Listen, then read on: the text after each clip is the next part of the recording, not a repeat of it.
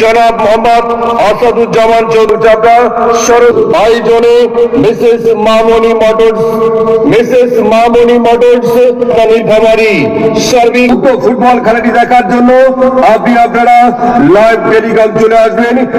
Saidpur football academy Shipon বাহিনী বরাম অন্য একজন কাকে আসার জন্য উৎসাহিত করবেন। কি মাম্মা আসবেন তো? সবাই আসবেন কিন্তু বল এসো খেলি ক্রিয়ায় বল এসো খেলি ফুটবল, যার মাথায় বল খেলা দেখবো ফুটবল ফুটবল ফুটবল।